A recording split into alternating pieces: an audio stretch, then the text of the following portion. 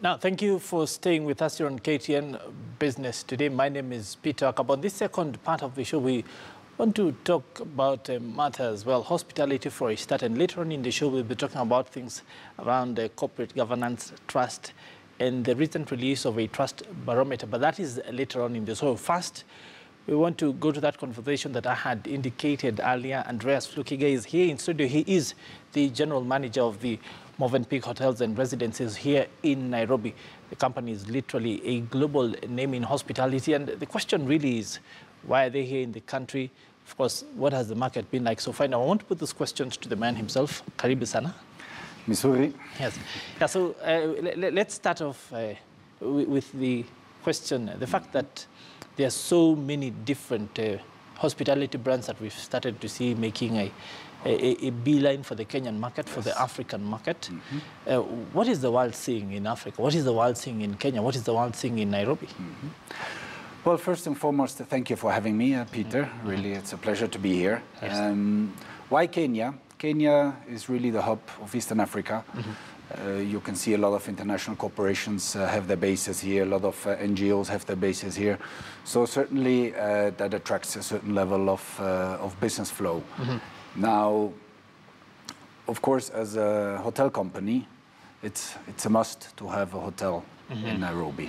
It's really a main destination. So that attracts really the companies to this town. In the past, Kenya has been known for the literally the bread and butter of African tourism, the beach and the bush.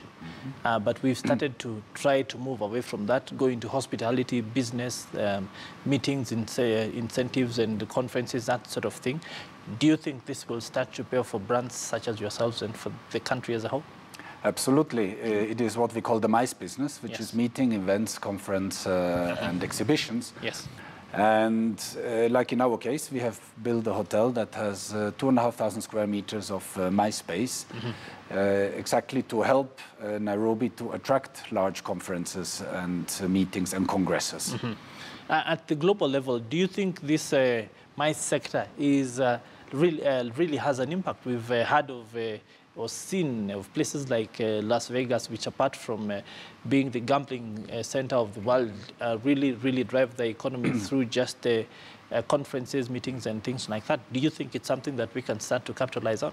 Absolutely, absolutely. There is quite some money in the MICE business because conferences need to be held, meetings need to be held, products need to be launched, etc. So that definitely has a great impact on this particular part of the business.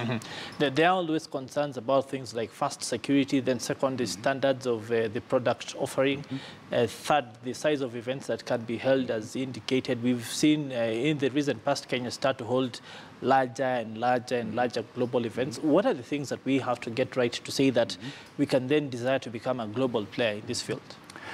Well, you need to look at the holistic approach. You know, it starts with how easy or not is it to get a visa, how easy or not is it to get through immigrations at the airport, all the logistics within the city, traffic, how bad or not is the traffic, etc.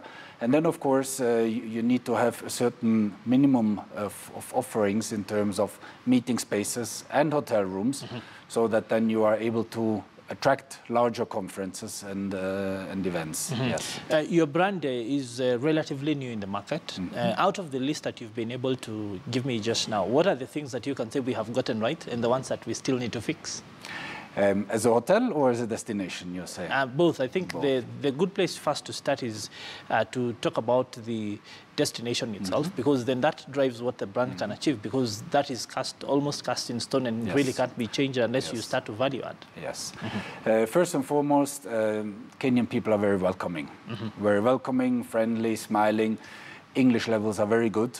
So that already is something that makes it quite easy to come here as a conference organizer and to decide for Nairobi over any other destination in the area.